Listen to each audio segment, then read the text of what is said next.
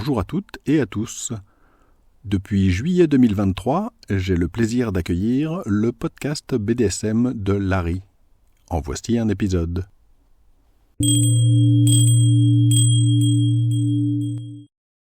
Bonjour et bienvenue sur le podcast BDSM de Larry. Je suis Larry, ceci est le 70e épisode. Dans cet épisode, je vais parler des dangers des mots d'arrêt, ou safe words en anglais. Une précision de vocabulaire, vous entendrez peut-être parfois le terme mot de sécurité, et parfois vous entendrez le terme signe d'arrêt. La raison pour laquelle on utilise parfois un signe, c'est qu'il y a des situations où on ne peut pas parler, donc il est nécessaire d'utiliser un moyen non verbal évidemment. Dans cet épisode, je vais essentiellement utiliser le terme mot d'arrêt ou safe word. La raison, c'est que ce terme, c'est celui qu'on rencontre le plus fréquemment, et celui sur lequel il y a le plus de discussions, mais de toute façon, les problèmes que je vais présenter sont exactement les mêmes pour les signes d'arrêt qui ne sont après tout qu'une variante des mots d'arrêt. Donc ne soyez pas étonnés si je me concentre sur uniquement l'angle verbal, le mot d'arrêt lui-même. Vous aurez peut-être noté que dans cet épisode, je reprends un thème que j'avais abordé dans l'épisode précédent, le 69, dans lequel je discutais du bien fondé des éventuels risques de parler de BDSM avec votre médecin traitant ou un médecin en général. J'y avais aussi évoqué un autre sujet, qui est le SSC-RAC, les philosophies de sécurité du BDSM. Ce sujet, je vais en reparler un petit peu tout à l'heure, mais je n'entrerai pas dans les détails. Je vais lui consacrer un épisode entier très bientôt. Ce sera pas le prochain, ce sera peut-être le suivant ou celui d'après. Partie 0, ma défense proactive.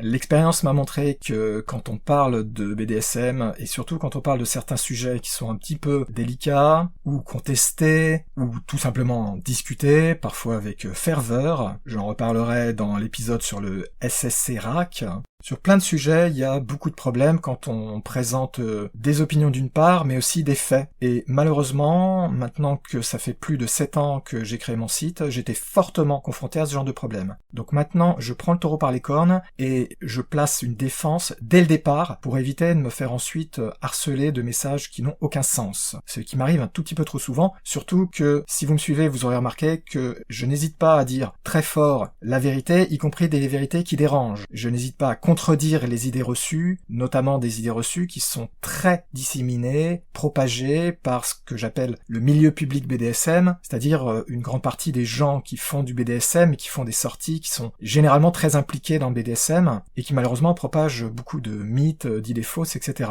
J'en ai déjà parlé plein de fois dans le passé, mais c'est un vrai problème. Du coup, l'expérience m'a montré que quand j'écris des articles, par exemple, il y a des gens qui carrément ne les lisent pas et réagissent au titre, ou bien les lisent en diagonale, ou bien font exprès, ou bien vraiment ne comprennent pas, je sais pas, mais en tout cas, ensuite, je reçois des messages très bizarres, qui sont évidemment négatifs, vous l'aurez compris, parfois très nocifs et agressifs, dans lesquels c'est vraiment très bizarre ce qu'on me dit. Par exemple, on me met des mots dans la bouche, on me fait dire des choses que je n'ai absolument pas dites dans mon article, ou bien je dis quelque chose dans l'article, et on me dit que j'ai dit quelque chose qui est l'opposé de ce que j'ai écrit. Donc là, vous voyez, c'est extrêmement perturbant et c'est vraiment très énervant. Du coup, je suis obligé de me défendre dès le départ en disant « Attention, merci de vraiment bien écouter, comprendre ce que je dis. » Parce que c'est très pénible de recevoir des procès d'intention, des agressions, etc. C'est super pénible. Donc, s'il vous plaît, écoutez cet épisode jusqu'à la fin, comprenez bien mes arguments et ne m'agressez pas avant d'avoir compris ce que je veux vraiment dire parce que c'est vraiment pénible. Surtout que là, le sujet des mots d'arrêt, c'est un des sujets qui sont les plus présents dans le BDSM, c'est un sujet quasiment incontournable.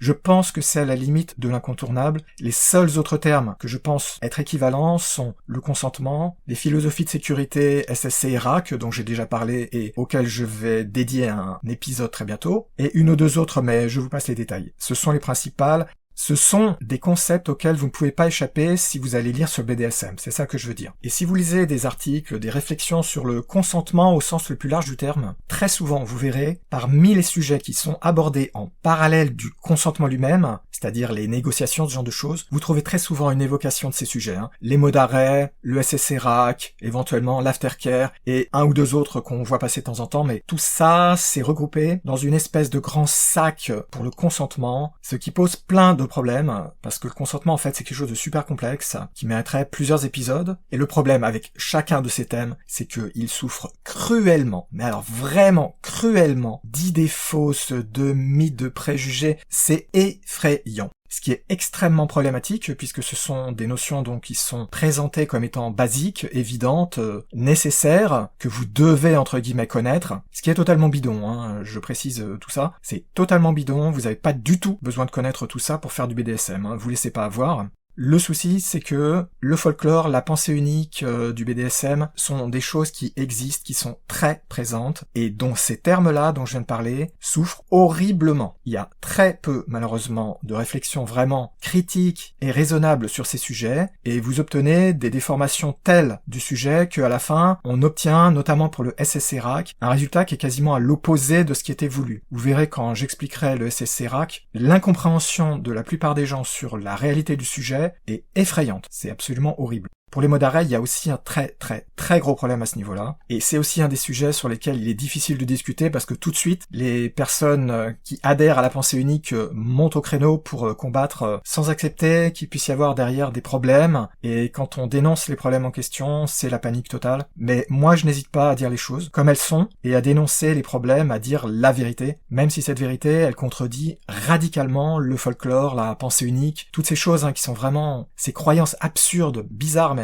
qui sont tellement présentes dans le BDSM, et qui au final, même si elles veulent bien faire, qu'elles partent d'un bon sentiment, c'est toujours le même problème. Ça part toujours d'un bon sentiment, mais les bons sentiments, vous m'excusez si je me répète, les bons sentiments, ça ne suffit pas. Quand on dit des choses qui sont fausses ou trompeuses, à différents degrés, ça peut tromper les gens, et dans certains cas, ça peut être dangereux. Les mots d'arrêt en sont un excellent exemple. C'est quelque chose de dangereux quand on comprend pas les tenants et aboutissants, quand on comprend pas quand les utiliser, quelle est leur place. Ce que je vais vous présenter dans cet épisode, c'est que les mots d'arrêt, en fait, c'est quelque chose qui est dangereux, potentiellement en tout cas dangereux, trompeur, et qui est totalement inutile dans la plupart des cas, en dépit de tout ce qu'on a pu vous dire, tout ce qu'on a pu vous vendre. Je parie que si vous débutez notamment, vous avez en tête un certain nombre d'idées sur ça, vous vous dites « Ah oui, c'est super important », vous avez peut-être même réfléchi à quel est le mot un peu bizarre que je peux prendre pour un mot d'arrêt, est-ce que je vais prendre ananas, est-ce que je vais prendre wistiti,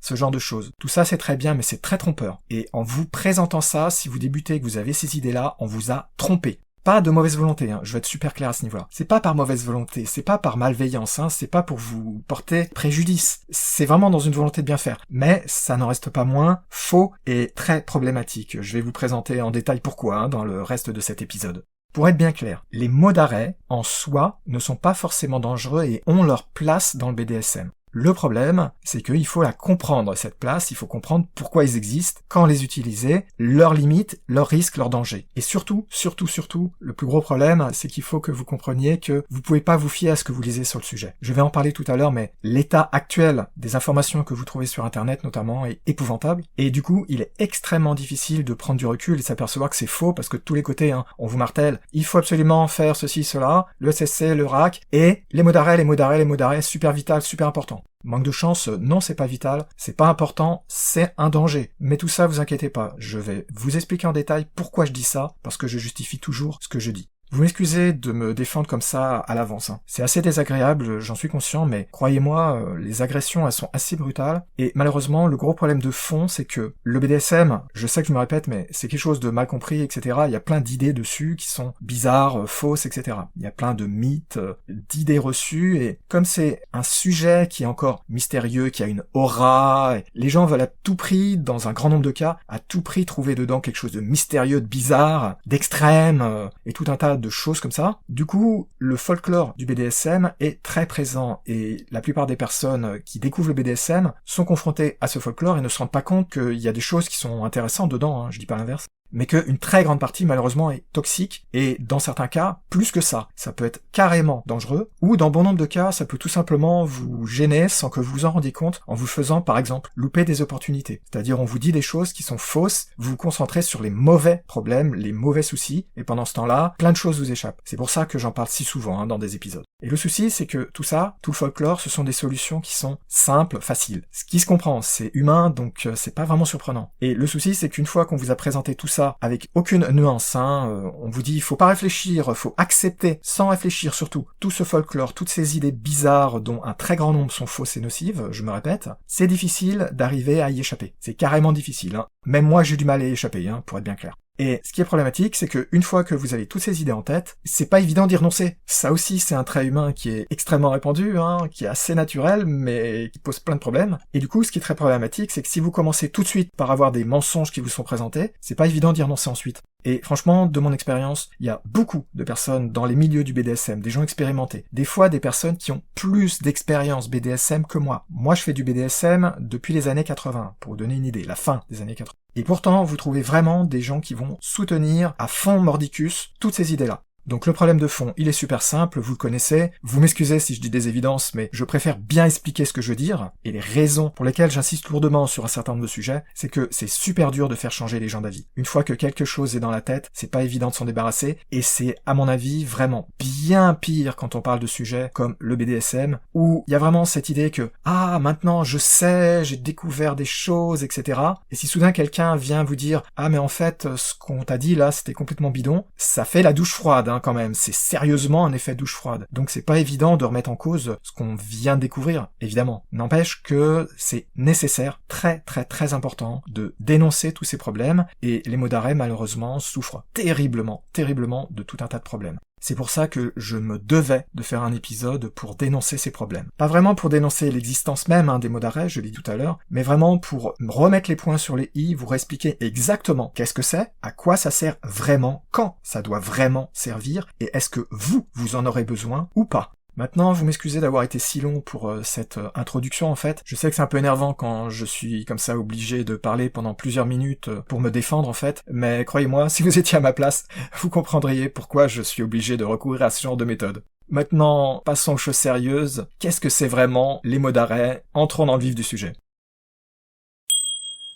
Première partie, définition et raison d'être des mots d'arrêt. Le concept des mots d'arrêt est super simple. L'idée est que quand vous êtes en train de faire du BDSM, il existe des situations où vous avez envie, vous, votre partenaire bien entendu, de faire semblant que par exemple des termes du genre non, stop, pitié, etc. soient ignorés. Ça, je vous rappelle, ça fait partie, en principe en tout cas, de ce qu'on appelle le CNC dans le BDSM, c'est-à-dire le consensual non-consent, le consentement non consenti ou le consentement non consensuel. J'en ai déjà parlé dans mon épisode de podcast numéro 6, dans lequel je présentais le CNC, et j'en parle plus en détail sur mon site, univers-bdsm.info, dans la rubrique BDSM en général. Vous trouverez plusieurs articles sur le sujet, il y a une introduction, et aussi 2 articles sur les simulations de viol et les interrogatoires. Le CNC, je vous le rappelle, c'est donc l'idée que on fait un jeu de rôle dans lequel on va faire semblant d'ignorer le consentement, et ignorer le consentement, ça se fait en faisant semblant, par exemple, d'ignorer des choses du genre « pitié, au secours, arrête », ce genre de choses,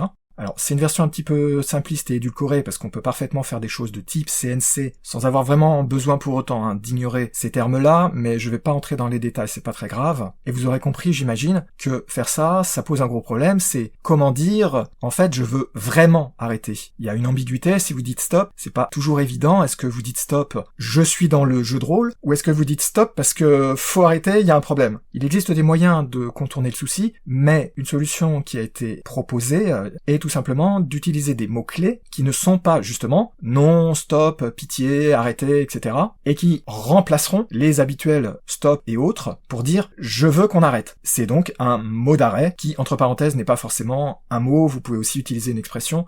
Et si la personne qui est soumise, entre guillemets, prononce le mot d'arrêt, on arrête donc les activités BDSM en cours. Après, je vous passe les détails, on va discuter, on peut soit continuer, soit tout arrêter, ça dépend du contexte évidemment. Chez les personnes qui font du BDSM, il existe un certain nombre de termes qui sont assez fréquemment utilisés. Les plus utilisés, ce sont les systèmes de type feu rouge, c'est-à-dire typiquement le mot rouge, ou si on est dans un pays anglophone, red, pour dire stop, faut arrêter. Éventuellement, on peut utiliser quelque chose du genre jaune ou orange pour dire faudrait un peu ralentir les choses. Et théoriquement, il existe aussi la possibilité de dire vert ou quelque chose comme ça pour dire vas-y, continue. Mais en toute sincérité, ça n'a pas vraiment de sens. C'est beaucoup mieux de le dire carrément, de dire oui vas-y plus fort, que d'utiliser un terme vert par exemple qui est un peu bizarre, qui fait un peu le cheveu sous la soupe. Mais ça c'est plutôt une opinion personnelle, chacun ses idées à ce niveau-là. Le plus important, c'est de comprendre que on se met d'accord sur un mot d'arrêt, typiquement ça va être rouge, en tout cas les personnes qui connaissent le BDSM, normalement, ont déjà entendu parler de ce terme-là, qui est utilisé pour ça. On peut se mettre d'accord sur autre chose, bien sûr, ça peut être n'importe quel mot, sauf non, stop, arrêter, ce genre de mots-là, bref, les mots habituels pour dire d'arrêter, et qui sont totalement remplacés. Vous voyez, le concept il est super simple. C'est aussi simple que ça. On remplace les mots habituels par un terme prédéfini sur lequel on s'est mis d'accord, et quand ce terme est prononcé, on arrête. Il n'y a rien de plus simple en apparence. Et le problème c'est que c'est en apparence. J'en profite pour faire une remarque super importante. Je viens de dire que stop, arrête, pitié, etc. ne sont pas jugés comme étant des termes d'arrêt, justement. Je veux être bien clair à ce niveau-là. Des mots du genre non ou stop, ce genre de mots, ne peuvent pas être des mots d'arrêt. Ça n'a pas de sens. Ça n'a pas de sens parce que le concept même des mots d'arrêt, c'est qu'on ignore le consentement, qu'on ignore les mots, justement, qui disent stop, je veux plus. Donc si soudain on vous dit oui, mais en fait on peut utiliser non ou pitié comme mot d'arrêt, alors dans ce cas-là, ça sert à quoi le concept de mot d'arrêt? Ça sert à rien, vous en avez pas besoin. Je précise ce point-là parce que malheureusement, je vois passer de temps en temps des personnes qui disent ça, mais ça a zéro sens. Je veux être bien clair à ce niveau-là, ne vous laissez pas avoir. Si quelqu'un vous dit que non peut être utilisé en mot d'arrêt, alors il n'y a plus de mot d'arrêt. Vous avez plus besoin de concept de CNC, de choses comme ça n'a plus aucun sens. Et donc, vous voyez, je me répète, ce concept est vraiment super simple. C'est très facile à comprendre, il n'y a pas de souci. L'ennui, c'est que derrière, il y a pas mal de problèmes, et certains de ces problèmes sont vraiment des gros problèmes. Je vais les détailler dans les parties suivantes. Un dernier avertissement avant de passer à la partie suivante, je vous déconseille vraiment d'aller regarder les définitions, les explications de ce que c'est que le mot d'arrêt ou le safe word sur Wikipédia, que ce soit en langue française ou en anglais. J'ai pas été vérifié pour les autres langues. Pourquoi je vous déconseille ça? Parce que ces articles sont épouvantables, atroces, parmi les pires que j'ai vus sur le sujet, et pourtant ça fait des années que je dénonce la mauvaise qualité des articles BDSM, notamment en langue française, qui sont épouvantables, très trompeurs, bourrés de problèmes. Là, même l'article en anglais est extrêmement court, il fait que 3 paragraphes, c'est ridicule pour quelque chose d'aussi compliqué, parce qu'il ne parle pas de tous les problèmes qui sont sous-jacents, et en plus de ça, même dans leur explication de base, ils arrivent à vous le présenter d'une façon qui est mauvaise. C'est impressionnant, mais alors c'est vraiment impressionnant de n'importe quoi, c'est vraiment mal fichu, je vous déconseille vraiment de vous référer à ça. Mais maintenant, entrons un petit peu plus dans les détails sordides, les problèmes, le vif du sujet. Deuxième partie, pourquoi cet épisode et le problème avec les mots d'arrêt. Vous aurez remarqué que d'habitude je commence par, en première partie, l'explication du pourquoi de l'épisode. Là je l'ai pas fait parce que je voulais pas que si vous connaissez pas le concept, vous faire tout un discours avant que vous compreniez au moins de quoi on parle, parce que ça aurait été un petit peu bizarre quand même. Donc j'ai été obligé d'inverser, et du coup j'étais obligé de mettre cette partie-là en deuxième position, mais c'est pas grave. La raison pour laquelle je fais cet épisode, vous l'aurez déjà perçu à travers mes explications dans la partie 0 et même dans la partie 1, c'est que franchement, le sujet des mots d'arrêt, c'est un sujet qui est important parce que il est omniprésent, il vous est présenté de façon qui est très mauvaise, et pour tout vous dire, personnellement, je suis très inquiet par la façon dont le sujet est traité, dont il est présenté, notamment aux personnes qui débutent, mais pas uniquement, alors que ce sujet a de sournoises ramifications. J'estime que c'est un des sujets les plus tendancieux, les plus potentiellement dangereux, avec, je l'avais dit tout à l'heure, le SSRA, qui est aussi avec le consentement, où là aussi j'aurais beaucoup de choses à dire sur la façon dont c'est présenté.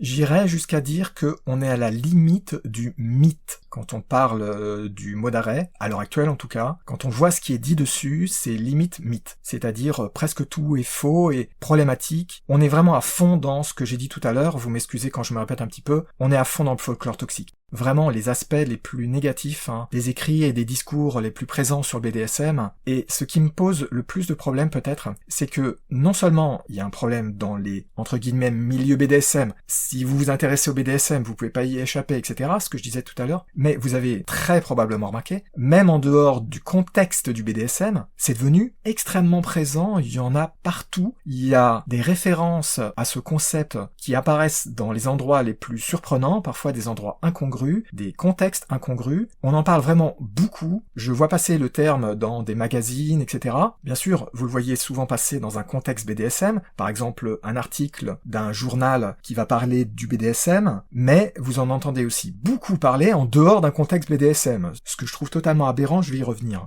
Si vous regardez des vidéos sur YouTube par exemple, vous pouvez trouver aussi des memes, comme on dit, des images marrantes qui se moquent de tel ou tel sujet par exemple. Vous pouvez trouver le terme utilisé assez régulièrement dans des dessins animés. Bref, tout ça a contribué très fortement, en tout cas dans ma perception, à rendre le mot extrêmement populaire auprès de personnes qui ne savent pas de quoi il parle, de quoi il retourne. Et ça, je pense que c'est super nocif et dangereux. Mais c'est sournois, c'est-à-dire on ne s'aperçoit pas tout de suite du vrai problème. Déjà, les personnes qui font du BDSM, qui s'intéressent au sujet, en général ne se rendent pas compte des problèmes. Alors évidemment, si vous connaissez pas tout ça, si vous intéressez pas à ces sujets, vous avez quasiment zéro chance de comprendre la réalité des choses. Bien sûr, le sujet est plutôt traité à la légère, un peu de façon moqueuse, donc la plupart des gens, j'ose l'espérer, ne le prennent pas trop au sérieux, mais dans beaucoup de magazines notamment, vous trouvez ça pris au sérieux, et ça vous est vendu comme étant indispensable même dans une relation non BDSM. C'est tellement aberrant que, franchement, quand je lis des choses comme ça, j'ai envie de manger mon clavier.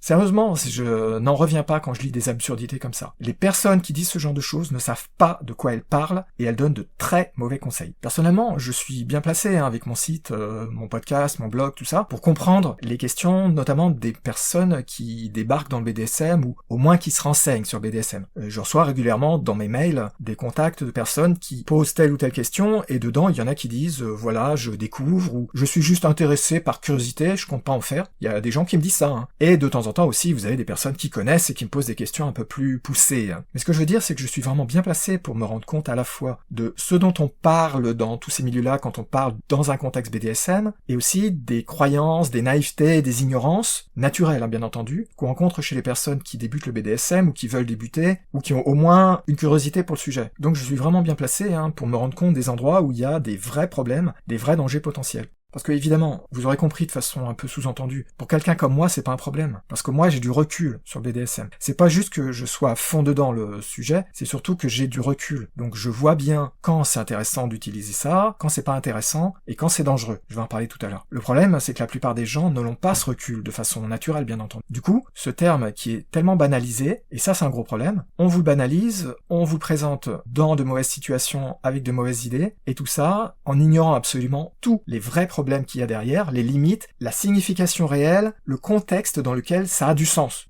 Et ce contexte, il est précis. Je l'ai expliqué tout à l'heure, c'est le contexte du CNC, ou de pratique équivalente, parce que le CNC c'est un grand mot. Le souci avec les mots d'arrêt, c'est ça. C'est que, notamment dans les milieux du BDSM, dans un contexte BDSM, ça vous est présenté comme étant quelque chose de normal et d'indispensable. Et quand vous voyez des discours dessus, c'est porté au nu, exactement comme le SSRAC dont je vais bientôt reparler, et ça vous est présenté notamment avec un côté, c'est une solution magique à tous les problèmes. Et notamment, à quel problème? Évidemment, le consentement, c'est ce que je disais tout à l'heure. Quand on parle de consentement, souvent, les mots d'arrêt sont présentés comme étant une technique, entre guillemets, magique, qui permet de résoudre le problème des abus, de la communication et du consentement au sens le plus large du terme. Cette façon de penser est catastrophique, c'est horrible, c'est hyper dangereux, hyper nocif. Malheureusement, la plupart des gens s'en rendent pas compte. Dans le BDSM, je l'ai déjà dit dans d'autres épisodes sur d'autres sujets, il y a beaucoup de choses qui vous sont présentées comme ça, comme étant, de façon simpliste, des solutions magiques à plein de problèmes. Les safe words, les mots d'arrêt, c'est un des pires exemples. Ça vous est présenté comme étant une solution magique, simple, en réalité totalement simpliste et absurde, qui va vous permettre de garantir, c'est comme ça qu'on vous le présente,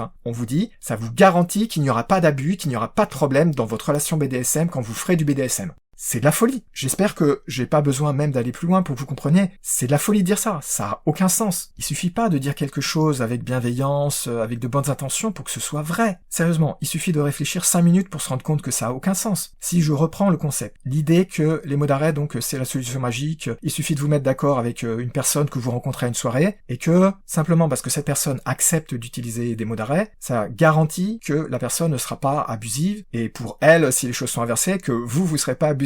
Ce que j'espère. J'ai un peu l'impression que je vous insulte en soulignant que c'est totalement ridicule. Il suffit d'aller regarder n'importe quelle philosophie humaine, n'importe quelle règle humaine, n'importe quelle même loi humaine, les codes, tout, pour voir qu'il y a plein de gens qui les respectent pas. Je veux dire, c'est évident, je ne devrais même pas avoir besoin de vous le dire. Je vous le dis uniquement pour que vous compreniez mon raisonnement, mais c'est tellement évident qu'à la limite c'est insultant que je vous le dise comme ça, mais c'est juste pour expliquer mon raisonnement. Prenons le meilleur exemple que je prends toujours, c'est le code de la route. Quand vous apprenez à conduire, quand quelqu'un apprend à conduire, on apprend le code de la route, on apprend à conduire, on passe un examen, on a le permis de conduire, ensuite on va sur la route. Toute personne qui a déjà vu le trafic, ou que ce soit, a déjà vu qu'il y a plein de gens qui s'en moquent du code de la route. Quand je sors dehors, je vois sans arrêt des personnes qui brûlent les feux rouges, qui ne respectent pas les priorités, qui ne respectent pas les stops, qui ne respectent pas les limites de vitesse, qui se garent en double fil, qui se garent sur les passages piétons, etc. Je vous passe les détails parce que vous avez forcément vu ça. Et pourtant, il y a de grosses conséquences à conduire. C'est dangereux, vous le savez évidemment, et si vous faites prendre, ça peut vous coûter très cher. Malgré ça, vous avez un nombre énorme de gens qui s'en moquent. Pourtant, les conséquences peuvent être tragiques. Tragiques pour la personne qui conduit et puis pour les personnes éventuellement qui sont impliquées dans un accident, évidemment. Franchement, pourquoi est-ce que ce serait différent pour le BDSM? Je pense que vous allez être d'accord avec moi, c'est exactement le même problème. Il faut pas s'attendre à ce qu'un concept, une philosophie quelconque, des règles même strictes, parce que le code de la route c'est quand même assez strict, soient respectées. Bon, après évidemment, vous me direz, vous avez aussi les lois du genre, on n'a pas le droit d'aller tuer son voisin parce que son chien a pissé sur votre porte. Ça n'empêche qu'il y a régulièrement des gens qui vont tuer leur voisin pour des raisons totalement ridicules parfois. Donc vous voyez, même des choses aussi graves peuvent arriver en dépit de plein de règles sur lesquelles tout le monde est supposé s'être mis d'accord.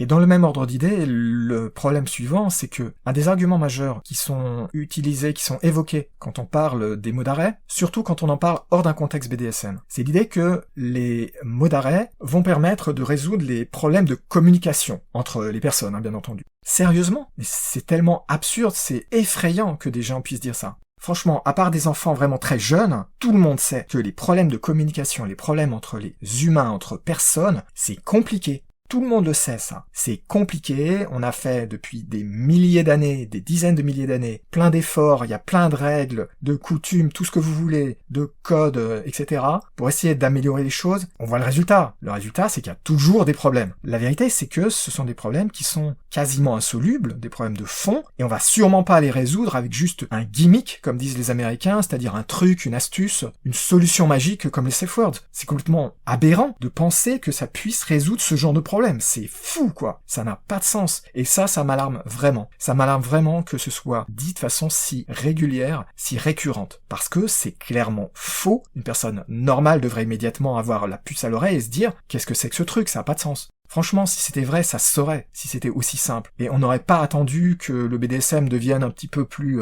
connu du grand public, etc. pour découvrir ce genre de concepts et les mettre en application. Évidemment. Et là, je vous ai parlé uniquement de ce que j'ai pu lire typiquement dans des articles dont certains sont présumés sérieux et beaucoup sont écrits par des personnes qui font du BDSM, qui ont de l'expérience, théoriquement du recul. Ça me fait rire, mais passons. Je vais passer sur tout ce que j'ai pu lire dans des forums, dans des vidéos typiquement sur YouTube où là c'est carrément presque à 100% du n'importe quoi. Franchement, ne cherchez pas des réflexions intéressantes là-dessus dans des vidéos, c'est catastrophique. Et sur les forums, c'est pas beaucoup mieux, parce que si quelqu'un a le malheur de contredire la pensée unique, c'est la catastrophe, donc c'est vraiment pas la peine d'essayer d'y trouver des réponses. Mais si je reviens sur les articles, pour essayer de vous donner une idée de la profondeur du problème. J'ai fait beaucoup de recherches sur le sujet. Ça fait pas mal d'années que je lis des articles de différentes provenances sur le sujet, et je peux vous dire que la situation, elle est catastrophique. Elle est catastrophique. Dans la plupart des articles, je trouve du n'importe quoi, avec une quantité épouvantable de faux arguments, de raisonnements fallacieux, etc., que je vais présenter dans la partie suivante. Et parfois, vous avez vraiment des perles et du n'importe quoi à un point tel que je me demande vraiment, mais qu'est-ce que ces gens-là ont dans la tête? Comment est-ce qu'ils font pour, à ce point-là, délirer sur le sujet? Dans certains cas, je me suis même demandé si c'était pas un peu des tentatives de trollisme, mais apparemment, non, c'est pas le cas. Les personnes qui écrivent là-dessus sont sérieuses, visiblement. Mais comment est-ce que c'est possible d'écrire des articles dans lesquels, par exemple, on se contredit à l'intérieur même de l'article? Vous trouvez des personnes qui écrivent un article sur le sujet des mots d'arrêt, qui vous présentent le contexte que je vous ai présenté tout à l'heure, c'est-à-dire c'est utilisé pour le CNC, etc., et qui immédiatement après vous disent c'est indispensable dans toutes les relations BDSM. Ils voient pas le problème, ils voient pas la contradiction, ils viennent juste au-dessus de vous dire que c'est utile dans un contexte précis, et quelques paragraphes plus bas, parfois le paragraphe suivant, ils vous disent en fait c'est utile et même indispensable dans tous les contextes. C'est pas possible, comment est-ce qu'on peut se contredire à ce point-là? C'est super alarmant. Sincèrement, je pense que juste cette contradiction-là, qui est très présente, est peut-être le point qui me fascine le plus. Ça me paraît incroyable que des gens puissent se contredire comme ça et pas s'en rendre compte. Mais c'est fréquent, c'est vraiment fréquent. Pour vous donner un autre exemple super bizarre, récemment je viens de trouver un article qui disait carrément que les règles sur les mots d'arrêt changent selon les pays, il y a des pays où elles sont moins strictes. J'ai failli tomber de ma chaise quand j'ai lu ça. Je me suis dit mais c'est n'importe quoi, d'où est-ce qu'il sort ça? Il suffit pas de dire quelque chose pour que ce soit vrai, ça a aucun sens. Je vais pas insister parce que j'ose espérer que ça vous paraît à vous aussi être totalement une aberration, c'est évident que c'est une aberration, que ça a aucun sens. La personne qui a écrit ça, elle a inventé les choses. Il y a 0 élément qui permettent de dire ça. C'est bidon, croyez-moi. Je suis le BDSM depuis longtemps, je peux vous dire c'est bidon. Et un autre facteur que je trouve super bizarre, c'est que un grand nombre d'articles qui parlent de ça sont plus ou moins intitulés « Les mythes sur les safe words », les mythes sur les mots d'arrêt. Et évidemment, je pense que vous avez compris là où je veux en venir. Quand vous regardez à l'intérieur de l'article, c'est bourré de mythes. Donc, ils ont écrit un article dans lequel ils veulent dénoncer les mythes, et ils arrivent à en mettre d'autres. C'est impressionnant. Vraiment, moi je trouve ça effrayant, catastrophique. C'est fréquent, c'est vraiment fréquent. Pour en finir sur ce point, sur tous les articles que j'ai pu voir passer, il y en a que 5 que j'estime être plus ou moins corrects, potables si vous voulez. Dans ces 5, il y en a que 1 que j'estime être bien, peut-être 2 autres qui sont ok, mais qui ont des problèmes, c'est-à-dire ils ont réussi à glisser dedans quand même des trucs bizarres, des mythes ou des erreurs totalement incompréhensibles qui sabotent le reste de l'article, et les 2 autres, je suis gentil en les incluant. Tous les autres que j'ai vu passer, c'était le festival du n'importe quoi. Mais, comme toujours, je l'avais déjà dit pas mal de fois, quand vous lisez des études, etc., et là c'est exactement le même problème, c'est très rare d'avoir des choses qui sont à 100% fausses. Là, c'est pareil. Vous avez rarement, vraiment très rarement, des écrits où c'est totalement faux. Ils contiennent souvent des choses qui sont vraies, typiquement la définition du mot d'arrêt, bien que parfois ils arrivent même à se rater sur ça. C'est la suite, le problème. C'est quand ils parlent des conséquences, quand ils parlent des mythes, des incompréhensions, c'est là où ils se ratent à chaque fois. On va parler un petit peu plus en détail de tout ça dans la partie suivante. Troisième partie, les faux arguments en faveur des mots d'arrêt. Les mots d'arrêt, en général, vous sont présentés comme étant indispensables, vitaux, il faut absolument les utiliser, et on vous dira même que ne pas les utiliser, c'est dangereux, etc. Une totale aberration, mais je vais y revenir. Je vous rappelle, je l'ai dit tout à l'heure, le seul cas où les mots d'arrêt ont véritablement du sens, la raison pour laquelle ils existent en réalité, c'est pour quand on veut faire du CNC, c'est-à-dire faire semblant d'ignorer des mots du genre stop, non, etc. Typiquement, on utilise par exemple un mot comme rouge pour dire en fait je voudrais vraiment arrêter, mais il existe d'autres méthodes dont je vais parler tout à l'heure. Le souci, c'est que vraiment très souvent, on lit explicitement marqué des choses du genre les dangers d'une pratique sans safe word, ou bien ne pas utiliser des safe words est un danger, ou bien si quelqu'un, un partenaire ou une partenaire potentielle vous dit moi j'utilise pas les mots d'arrêt, alors c'est un red flag, c'est-à-dire un signal d'alerte. En gros, on vous dit la personne est dangereuse entre guillemets. Tout ça, ça n'a aucun sens. Je vais simplement revenir en arrière. Un des soucis quand on lit des raisonnements sur ça, c'est que, comme toujours, quand il y a des écrits, des échanges d'ailleurs en général, et aussi des études sur le BDSM, la plupart du temps, les seules personnes qui sont prises en compte, ce sont les personnes plutôt comme moi, c'est-à-dire les personnes qui sont plus ou moins à fond dans le BDSM, expérimentées, etc. C'est une minorité, une petite minorité. Typiquement, vous pourriez dire, en étant hyper généreux, que c'est, allez, le 10% des personnes qui sont le plus à fond dedans, et je suis très généreux, c'est probablement plutôt le 1% ou bien même le 0,1%. Mais l'idée sous-jacente, le problème sous-jacent, que je dénonce depuis des années, c'est que la plupart des gens ne font pas des choses qui sont intenses, ne font pas des choses qui ressemblent à du CNC, ne savent même pas parfois qu'ils font du BDSM, je l'avais déjà expliqué dans différents épisodes précédents, ne savent pas que les mots d'arrêt existent, et n'utilisent pas ce genre de concept où on ne respecte pas le non ou le stop. À part bien sûr ceux qui sont abusifs, mais là j'en reparlerai tout à l'heure, c'est un autre problème. Vous voyez, c'est complètement bizarre de dire c'est indispensable, c'est vital, etc. Alors que dans la plupart des cas, ça a aucun sens. Je vais vous prendre mon exemple habituel. Imaginez un couple qui fait un peu de BDSM pour pimenter sa relation. Ils utilisent par exemple un bandeau sur un des deux partenaires. Vous n'allez pas me dire que là, il y a besoin de grands discours sur le consentement, sur les mots d'arrêt, sur les dangers du BDSM, etc. parce qu'on utilise un pauvre bandeau. J'ai pris cet exemple qui est un peu simple, simpliste à la limite, pour prendre un exemple qui est vraiment extrême et qui est choquant pour bien souligner à quel point c'est absurde. Mais vous avez énormément d'autres pratiques BDSM, c'est exactement la même chose. Quelles sont les pratiques pour lesquelles on a réellement, éventuellement besoin de bien communiquer, de faire attention, etc. C'est d'abord toutes les pratiques qui sont faites de façon un peu intense, bien sûr, parce que plus on fait quelque chose de façon intense, plus il y a des problèmes de malentendus éventuellement, de communication, et puis des problèmes tout simplement de risque si par exemple c'est quelque chose de physique. Prenons une fessée, c'est pas la même chose de donner quelques petites tapes sur les fesses du partenaire que de donner 200 coups de fouet. Et puis, disons la vérité, la vraie raison pour laquelle ça existe, les mots d'arrêt, c'est avant tout pour le SM, pour le sadomasochisme. Même s'il faut pas négliger les problèmes que peuvent poser d'autres types de pratiques, notamment la domination-soumission, qui peuvent aussi avoir des dangers, faut se méfier. Mais quand on parle des mots d'arrêt, en réalité, ce dont on veut vraiment parler la plupart du temps, c'est avant tout des pratiques de type sadomasochiste, éventuellement le bondage, quand on en a marre d'être attaché, par exemple, quand ça devient douloureux, etc. Mais ce qu'on a à l'esprit, c'est surtout des choses du genre le fouet, ce genre de choses. Mais même si on se concentre sur ça, la plupart des gens font pas des choses quand même qui sont extrêmement intenses. C'est normal. Donc ça n'a pas de sens pour la plupart des gens. On n'a pas besoin de faire de très grandes discussions en amont si c'est juste quelques petites fessées légères qu'on fait. Ce que je veux dire, c'est que c'est toujours la même chose, hein. C'est ce que je défends depuis le départ, depuis la création de mon site et du podcast. Faut prendre en compte le contexte. Super important. C'est clair que ce que moi je fais, qui suis à fond dedans et qui fait des choses très intenses, ça nécessite beaucoup plus de réflexion, de prudence, de garder son calme, son sang-froid aussi évidemment, que quand on fait des petites choses de temps en temps, histoire de pimenter un peu sa relation sexuelle. Ça se comprend évidemment. Dans le même ordre d'idée, vous avez les mots d'arrêt qui vous sont présentés comme étant utiles, indispensables pour indiquer un arrêt irrévocable. Mais, excusez-moi, mais il me semblait qu'on peut facilement propager cette notion-là en disant non ou stop ou arrête, j'ai une crampe. Et c'est particulièrement intéressant de voir que ça vous est présenté ça hors d'un contexte BDSM. Depuis quand, hors du contexte BDSM, non ou stop, etc.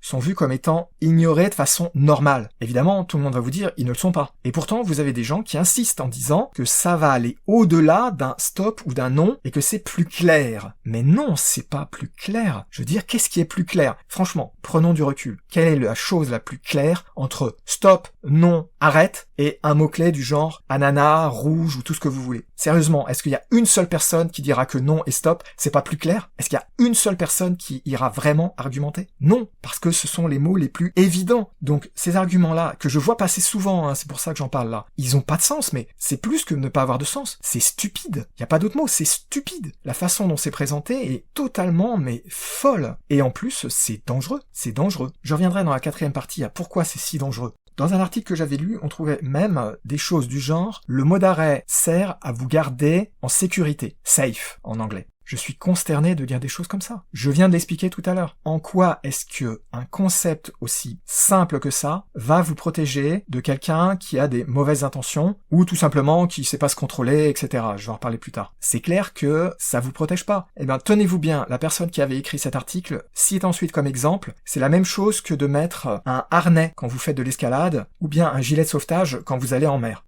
Les bras m'en tombent quand je dis des choses comme ça. On ne peut pas comparer des objets qui agissent sur l'environnement avec les problèmes de comportement humain. C'est complètement fou comme point de comparaison. Mais qu'est-ce qu'il pense? Qu'est-ce qu'il a dans la tête, cet auteur? C'est incroyable. Comment est-ce qu'il peut faire une comparaison pareille? Ça a zéro sens. C'est choquant. C'est choquant. C'est choquant de stupidité. Y a pas d'autre mot. Et à la fin, histoire de vraiment enfoncer le clou, il dit « ça pourrait vous sauver la vie ». Ouais, je sais plus quoi dire. Hein. Je sais plus quoi dire. Il suffit pas de faire des grandes phrases, il suffit pas d'avoir des bonnes intentions, de faire des grands discours, pour résoudre des problèmes, surtout des problèmes aussi profonds, je pense que vous serez d'accord avec moi, que les problèmes de relations humaines. C'est évident que ça se résout pas en 3 coups de cuillère à peau, et encore moins avec juste un mot magique comme ça, parce que c'est ça. Je sais que je me répète, mais cette idée qu'il y a des choses magiques dans le BDSM, elle est centrale au mauvais raisonnement, aux idées bizarres que je vois passer. Hein.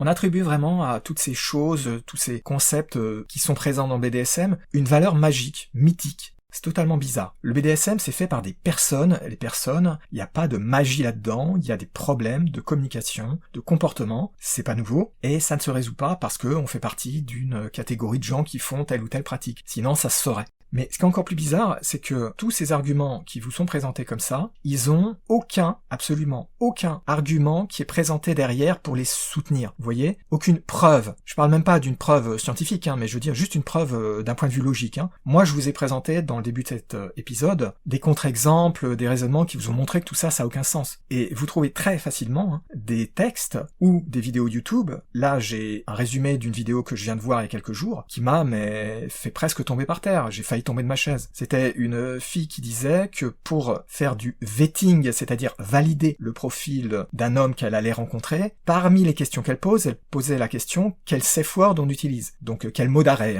Et elle disait s'il n'en a pas, c'est une alarme. C'est ce que je disais tout à l'heure, le red flag, le drapeau rouge. Ça a aucun sens, mais elle avait présenté 0 argument. 0. Qu'est-ce qu'elle fait là? C'est juste un exemple parmi des milliers. Elle ne fait que répéter les idées reçues qu'on lui a inculquées depuis des années, parce que ça, on le trouve partout, que c'est indispensable et que sinon, on est quelqu'un dangereux si on les utilise pas, etc. Je viens de vous expliquer que, et j'espère que vous serez d'accord avec moi, que ça n'a de sens que dans certaines situations. Donc demander à une personne si elle utilise un mot d'arrêt, ça n'a pas de sens en général. Si on demande, si vous faites du CNC, est-ce que vous utilisez un mot d'arrêt, c'est un autre problème, une autre discussion. Si on vous dit, vous faites du BDSM, oui je fais du BDSM. Est-ce que vous utilisez un mot d'arrêt, en général, la réponse va être, pourquoi j'utiliserais un mot d'arrêt? Ça serait ma réponse. Vous voyez le problème, c'est que les idées reçues, elles ont vraiment beaucoup de mal à être déblayées, à être démythifiées. Et pour aller plus loin encore dans les choses que je trouve vraiment extrêmement choquantes, d'absurdité, etc., c'est que au-delà de cette idée donc que si quelqu'un n'utilise pas de mot d'arrêt, c'est quelqu'un de dangereux. Et typiquement, on parle surtout de personnes qui ont des activités BDSM de type domination, c'est-à-dire des personnes qui seront réceptrices d'un mot d'arrêt, puisque la personne qui va le prononcer, le mot d'arrêt typiquement, c'est la personne qui est soumise. Par exemple, la personne, le partenaire, la partenaire, qui est attachée sur le lit par exemple. Si la personne qui est dans un rôle de soumission a quelque chose qui va pas, c'est elle qui va communiquer un mot d'arrêt en direction de la personne dominante. Donc à la personne dominante, la responsabilité de le respecter évidemment, c'est le concept. Entre parenthèses, je fais un détour, vous m'en excusez, je vois assez souvent passer l'idée que la personne dominante aussi doit pouvoir utiliser un mot d'arrêt. Alors peut-être qu'on peut discuter sur le sujet, personnellement je trouve que c'est un non-sens total. Je vois pas pourquoi est-ce qu'on aurait besoin d'utiliser ça même dans un contexte CNC. Je pense que vous allez être d'accord avec moi si je dis que le CNC n'a de sens que pour la personne qui est soumise, puisqu'on va donc ignorer le non, stop, pitié, etc. La personne dominante, elle n'a pas à parler entre guillemets dans ce cas-là, elle a juste à tenir compte ensuite évidemment du fameux mot d'arrêt si la personne soumise l'utilise. Du coup, il y a une problématique là, c'est pourquoi est-ce que la personne dominante va utiliser un mot d'arrêt? Suffit de dire j'ai mal au bras, je peux plus fouetter, on arrête, ou quoi que ce soit d'autre. Et pourtant, vous avez souvent cette notion qui vous est présentée que ah oui, c'est aussi important que le partenaire dominant, la partenaire dominante utilise aussi un mot d'arrêt. Personnellement, je trouve que c'est absurde, ça a zéro sens. Je veux pas dire que on puisse pas le faire, hein, mais pour moi, c'est absurde parce que ça n'a pas de sens. Le CNC n'a de sens que quand il est appliqué à la personne soumise. Point. Mais passons, c'est pas quelque chose de vital.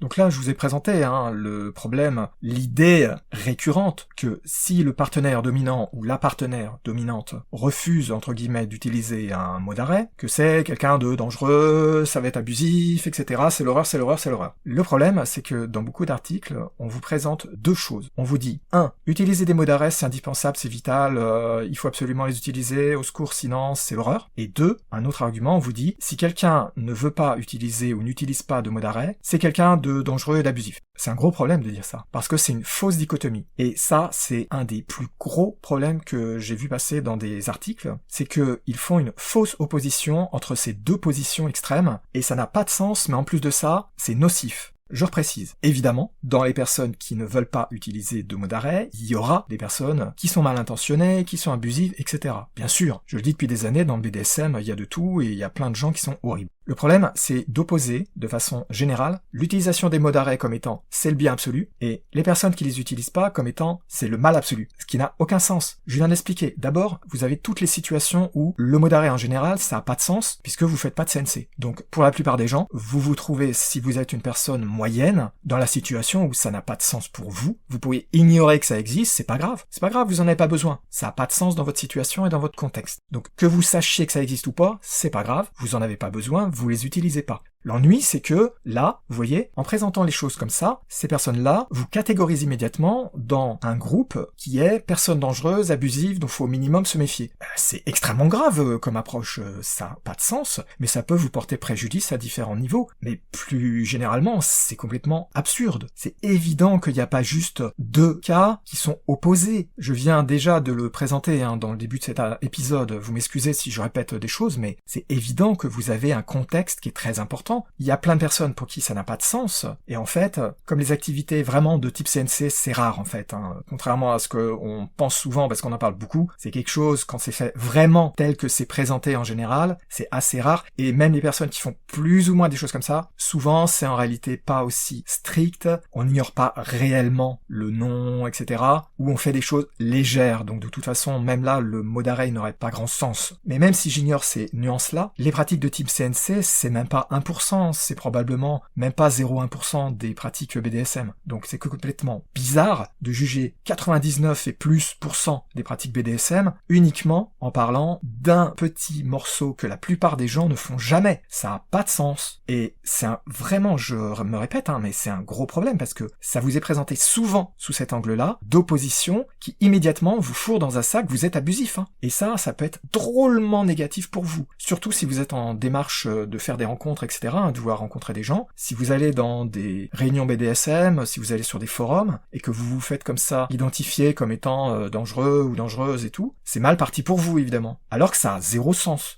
Je vais prendre mon exemple, parce que c'est plus facile de parler de quelqu'un comme moi, évidemment, et que je suis un bon exemple, parce que j'en fais de façon intense et depuis longtemps du BDSM, mais que je suis pas fondamentalement opposé au mot d'arrêt, mais en fait, je m'en sers quasiment jamais, parce que ça n'a pas de sens pour moi. Donc là, si on suivait la logique de ces personnes-là, je serais « Oh là là, il est dangereux parce qu'il utilise pas des mots d'arrêt, blablabla ». Oui, j'en utilise pas, parce que j'ignore pas le non et le pitié, ou le stop, où est-ce qu'il y a le danger, là. Vous voyez, ça a zéro sens. Dès que je reformule la situation, dès que je replace le contexte, vous voyez que ce que disent ces gens-là, ça n'a pas de sens. Ils sous-entendent le cas très rare, ou du moins qu'on espère être très rare, de personnes qui sont abusives, qui veulent faire des choses du type CNC, ignorer, non, etc., mais qui ne veulent pas prendre la précaution d'utiliser, par exemple, un mot d'arrêt. Ces gens-là sont une infime minorité. On ne peut pas condamner 99,99% des gens à cause de ça. Si je prends mon exemple, je suis prêt à me défendre fortement contre ce genre d'idée en disant c'est stupide de présenter les choses comme ça. Mais vous avez vu,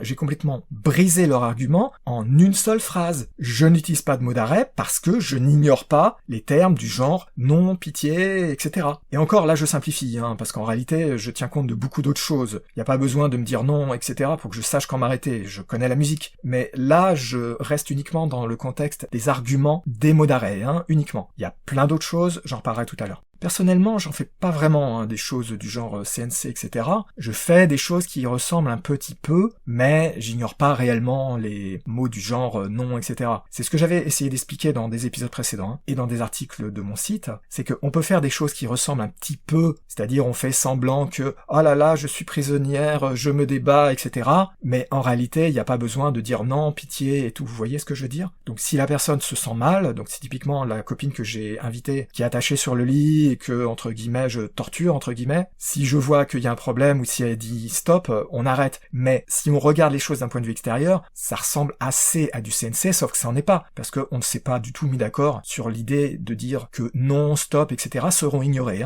On n'est pas dans un contexte CNC. Mais ce qu'on fait, il ressemble quand même pas mal, parce que, évidemment, là je fais ça avec quelqu'un qui s'y connaît, évidemment, c'est pas quelqu'un qui débute. Et donc elle va savoir se débattre et tout, mais on sait bien que c'est un jeu. Et on sait bien que s'il y a le moindre problème, je sais tout de suite réagir. Il n'y a pas besoin d'ajouter des mots d'arrêt là-dedans. Soit je vois qu'il y a un problème, ce qui est la plupart du temps, soit il y a une mimique ou un cri et je vois qu'il y a un problème, ou que j'entends qu'il y a un problème, soit tout simplement elle m'explique que aïe, j'ai mal à la jambe parce que ça fait un petit moment qu'elle est attachée sur le lit, qu'elle commence à en avoir marre et donc elle me dit je voudrais changer de position ou quelque chose comme ça. Vous voyez, il n'y a pas de mots d'arrêt là-dedans et il n'y a pas de CNC là-dedans. Ça m'est arrivé quand même d'utiliser quelquefois des mots d'arrêt, mais ce genre de choses, je l'utilise que avec des personnes qui sont comme moi, c'est-à-dire des personnes qui sont à fond dans le BDSM, c'est-à-dire des filles qui sont hyper expérimentées, connaissent la musique, et même là, franchement, ça a aucun sens, parce que comme elles connaissent la musique, elles connaissent très bien tout ça, elles savent parfaitement les mots d'arrêt, quand les utiliser, etc., mais vu qu'on fait pas d'activité qui les nécessite, ça sert à rien en fait. Donc ça m'est arrivé que avec des filles comme ça, qui connaissent vraiment ce genre de choses, et qui ont l'habitude d'utiliser le mot d'arrêt, ça m'est arrivé qu'au lieu de dire non ou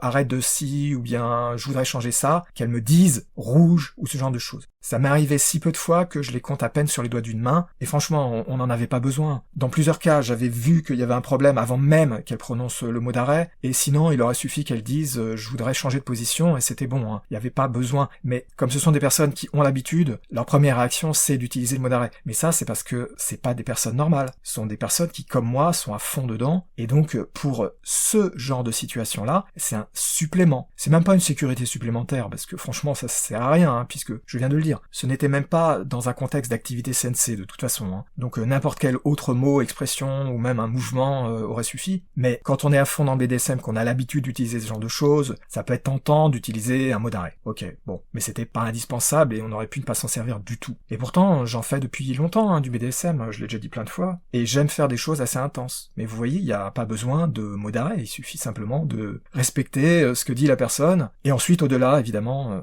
avant même que, par exemple, quand je fais des choses du genre du fouet, ou croyez-moi, quand je fais ça, c'est intense, je vois bien au mouvement, au cri, etc., quand il faut baisser le rythme, ou quand il faut arrêter. J'ai même pas besoin d'en arriver au moment où on me dit stop, ou bien arrête un peu, ou j'ai besoin de respirer, etc. Il suffit juste de voir un simple mouvement, et tout de suite je sais que, ok, là faut faire une pause. J'ai des vidéos où on voit ça, où on voit la fille que je suis en train de fouetter qui fait un grand mouvement en arrière, et là je vois bien qu'il y a besoin de faire une pause. Éventuellement après on discute et on peut arrêter, évidemment. Tout ça, c'est normal, vous voyez, c'est basique, il n'y a rien d'extraordinaire. Rien de ce que je viens de vous dire n'est spécial, il n'y a rien de surprenant, d'extraordinaire dans ce que je viens de vous dire. C'est basique, c'est bateau, c'est complètement trivial même à la limite. Je veux dire, c'est ce qu'une personne normale fait. Alors après, ok, j'ai un peu plus d'expérience dans le BDSM, etc., mais c'est du détail, ça. Le truc, c'est que je sais écouter ce qu'on me dit, je sais voir quand il y a des problèmes, et les filles avec qui je fais des choses, elles savent aussi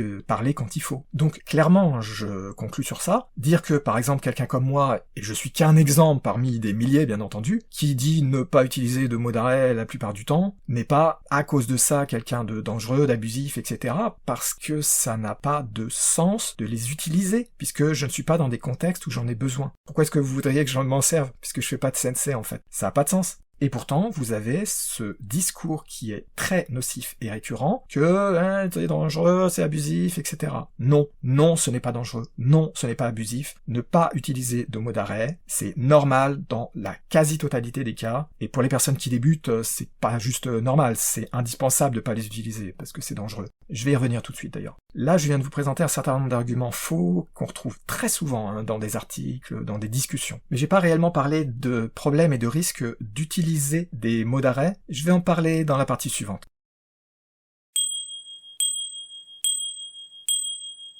Quatrième partie, différents problèmes et même dangers quand on veut utiliser des mots d'arrêt. Jusqu'à présent, je vous ai surtout présenté les raisons pour lesquelles ça n'a pas de sens de les utiliser. Mais vous pouvez être dans des situations et des contextes où ça a du sens. Par exemple, si vous voulez donc faire des jeux de rôle de type CNC, dans lesquels vous faites un interrogatoire, où on fait donc semblant d'ignorer le non, pitié, stop, etc. Franchement, quand on lit des articles sur le sujet, la plupart des arguments sont spécieux, absurdes, fallacieux, etc. Je l'ai déjà dit tout à l'heure. Et de vous vendre l'utilisation des mots d'arrêt, en fait, ça peut être assez dangereux. À plusieurs degrés, de plusieurs façons. Enfin, comme d'habitude, ça dépend du contexte, et là, je vais vous présenter quelques problèmes. Le premier problème, je l'ai déjà évoqué, mais je veux le répéter parce que c'est le danger numéro 1 de vouloir utiliser des mots d'arrêt et de la façon dont on vous les présente. C'est le côté, c'est une solution simple et magique qui vous évite les abus et aussi les accidents, etc. J'ai déjà dit tout à l'heure, donc je vais pas développer particulièrement, mais la raison pour laquelle je pense que c'est le pire des dangers, c'est cette idée que c'est magique, qu'on vous présente une formule simpliste en vous disant ça résout tous les problèmes. Je l'avais déjà dit tout à l'heure, ça résout absolument pas les problèmes. Si c'était aussi simple, ça se saurait, et puis le temps que je fais du BDSM, je m'en serais rendu compte. Évidemment, le problème que vous voyez qui est sous-jacent, c'est que une personne qui est abusive, forcément, même si elle prétend utiliser des mots d'arrêt, qu'elle le prétende ou qu'elle le prétende pas, peu importe, une chose est sûre, qu'elle les utilise ou qu'elle les utilise pas, c'est qu'elle en tiendra pas compte, évidemment, puisque c'est une personne abusive. Et là, malheureusement, on vous vend donc les mots d'arrêt et aussi le SSRA comme étant une solution qui va vous sauver, mais non. Je viens de lire un article, j'ai failli tomber par terre en le lisant. C'était incroyable, incroyable. C'est un article que j'ai découvert assez récemment, mais qui est relativement ancien maintenant, dans lequel des personnes présentaient des anecdotes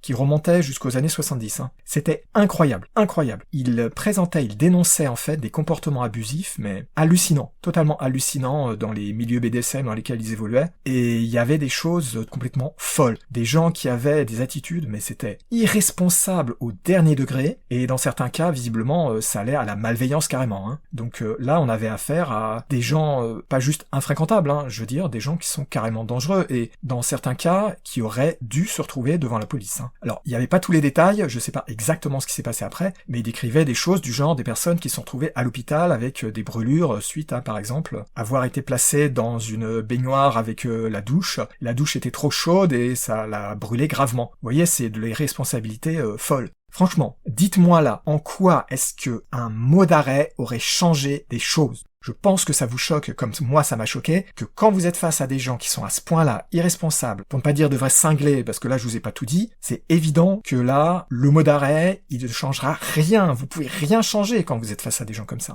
Et histoire d'en rajouter encore plus, au paragraphe suivant, il y avait une évocation que le SSC aurait aussi pu sauver la situation dans ces différentes situations d'abus absolument épouvantables qui étaient décrites. Là aussi, j'ai failli tomber par terre et je me suis demandé si j'allais pas me taper la tête sur ma table. C'est exactement le même problème, et ça je vais en reparler dans un épisode à venir, je l'ai déjà dit. C'est le même problème. Le SSC, à ne pas confondre avec le CNC, c'est une philosophie du BDSM qui prétend, si on la respecte, permettre de minimiser les risques, c'est pour la sécurité, etc. Bon, en fait, c'est totalement bidon, mais vous inquiétez pas. Je vais en reparler en détail dans un épisode très bientôt, et je vous garantis une chose, c'est que ça n'a jamais sauvegardé personne, ce genre de truc. Ce serait trop simple. Rappelez-vous mon exemple de tout à l'heure, c'est comme vous dire que l'existence du code de la route va vous sauver des chauffards. C'est complètement dément. Personne de normal ne pense que c'est vrai. Là, c'est exactement pareil. Le mot d'arrêt, le SSC, tout ce que vous voulez, ça vous saura jamais si vous êtes face à quelqu'un qui est abusif, qui a des idées malsaines, qui est irresponsable, parce que dans les cas dont il parlait, il y avait aussi une partie forte d'irresponsabilité. Bref, des gens qui font n'importe quoi et qui ont pas de scrupules, etc. Rien ne peut protéger contre des gens comme ça, à part de ne jamais les rencontrer, bien entendu. Une autre perle que j'ai rencontrée dans un article, c'était quelqu'un qui présentait la situation comme étant une personne qui risque de ne pas respecter le terme non parce que c'est pas tout à fait clair, c'est pas un contexte CNC, je veux être bien clair. On ne parle pas de CNC où on se serait mis d'accord pour ne pas respecter non, stop, etc. Dans l'article, il présentait les choses en disant que non, c'est pas forcément assez clair, il faut absolument avoir le safe word, le mot d'arrêt donc, pour que ce soit totalement clair que on veut arrêter. Sérieusement? Mais si quelqu'un n'est pas prêt à s'arrêter quand on dit non, surtout quand on le dit d'une voix un peu forte, etc., vous croyez sérieusement qu'une personne comme ça va s'arrêter quand vous lui donnez le fameux mot d'arrêt? Soyons sérieux. C'est évident que c'est n'importe quoi. Et franchement, quand je vois des choses comme ça, mais j'ai peur de voir des choses comme ça. Et dans le même ordre d'idée, il y a une chose qui m'a vraiment frappé dans certains articles, c'est qu'il y a un certain nombre de personnes qui écrivent ces articles qui contiennent du non-sens total. En plus de ça, ce sont les mêmes types de personnes qui vont dire que non c'est non, etc. Je sais pas si vous remarquez l'ironie de la situation. Comment est-ce qu'on peut d'un côté dire non c'est non, et de l'autre côté dire que oui mais en fait c'est pas suffisant le non, il faut un mot d'arrêt.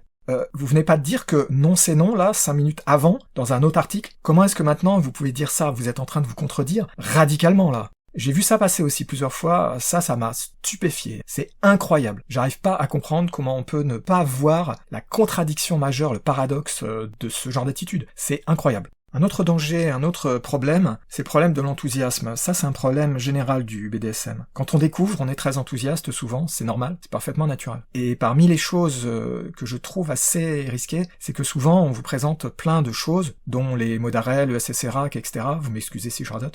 Et tout ça, c'est enthousiasmant parce que on découvre plein de choses, c'est passionnant évidemment, bien sûr. Et du coup, c'est normal, quand on débute surtout, on n'a pas le temps de prendre du recul et de vraiment y réfléchir et de se rendre compte que, bon, tout ça c'est bien, ça a certains intérêts, ça peut avoir certaines utilités dans certains contextes, mais il faut pas trop s'enthousiasmer et s'imaginer que soudain, on a la clé du BDSM. Vous voyez, comme tout à l'heure je parlais du magique, c'est un peu le même type de raisonnement, et ça, c'est aussi un gros problème. Il y a pas mal de personnes qui s'enthousiasment au début, ce qui est normal, et leur vendre comme ça des solutions simples qui les enthousiasment, c'est dangereux, parce que c'est tentant d'y croire à ce genre de choses, de croire justement que ça vous protège, etc., que ça évite les accidents et tout, mais malheureusement ça pose pas mal de problèmes, et quand on débute notamment, c'est très dangereux, mais ça je vais y revenir dans quelques instants. Avant d'entrer dans une présentation de certains risques classiques, je voudrais juste vous présenter une anecdote réelle. Lors de mes nombreuses explorations du BDSM, il y a quelques années, j'avais rencontré une soumise professionnelle. C'est-à-dire, elle faisait des séances de BDSM contre de l'argent, pour être bien clair. Et j'avais discuté avec elle un petit peu, et elle m'avait dit une chose qui m'a marqué. Elle m'avait dit que elle n'utilisait pas de mots d'arrêt lors de ses séances BDSM. C'était un peu surprenant parce que j'avoue que je m'y attendais pas. Mais en fait, en y réfléchissant, ça avait totalement du sens. Parce que dans ce genre de métier, c'est quand même risqué de faire des activités de type CNC, donc la plupart du temps, elles vont plutôt refuser de faire ce genre de choses. Donc vous voyez, ce que je voulais souligner, c'est que même une professionnelle qui connaît vraiment le BDSM, je veux dire, c'est difficile de trouver des gens qui connaissent mieux quelqu'un comme ça, qui pratique un métier qui, dans les métiers du sexe, le travail du sexe, est le plus dangereux, et de loin, et de façon générale est un des métiers les plus dangereux qui existent. Parce que être soumise professionnelle, ça veut dire typiquement de se retrouver attaché sur le lit, et je vous laisse imaginer les dangers que ça représente. Je pense qu'il n'y a pas photo, c'est vraiment le métier dangereux, et c'est certainement dans le top des métiers les plus dangereux qui existent. Il n'y a pas photo. Et vous voyez, pourtant, elle disait « Non, j'utilise pas de mot d'arrêt ». Ça devrait quand même être un argument qui fait un petit peu réfléchir quand même. Ça relativise carrément leur intérêt, leur usage, si même des personnes comme ça vous disent que ça sert à rien en fait, dans la plupart des cas en tout cas. Mais utiliser les mots d'arrêt, c'est pas anodin, et il y a des risques qui sont parfois plus subtils qu'il n'y paraît. Je dois préciser, ces risques-là par contre, on les trouve souvent qui sont évoqués dans les articles. J'ai critiqué assez vertement, et encore, croyez-moi, j'aurais pu dire bien plus, les articles que je lis sur les mots d'arrêt, etc., qui le présentent presque toujours mal. Je dois reconnaître que ces problèmes-là sont souvent évoqués quand même dans ces articles. Ce sont des problèmes un peu de fond et des vrais problèmes qui font que, en réalité, utiliser les mots d'arrêt, vous allez voir tout de suite pourquoi, c'est pas si simple et trivial que ça. Vous allez tout de suite comprendre ce que je veux dire. Le premier problème, évident, c'est l'oubli du mot d'arrêt. Bien sûr, quand on est quelqu'un qui est à fond depuis des années, etc., qui les utilise tous les jours, vous allez probablement pas l'oublier, le mot d'arrêt. Surtout que, en général, si on est dans un couple, parce que la plupart des gens sont dans un couple, on utilise toujours le même, donc on risque pas trop de l'oublier. Mais quand on débute surtout, parce que évidemment, vous avez compris que les problèmes majeurs, c'est pour les personnes qui débutent, qui n'ont pas d'expérience et pas de recul, ce qui est parfaitement normal.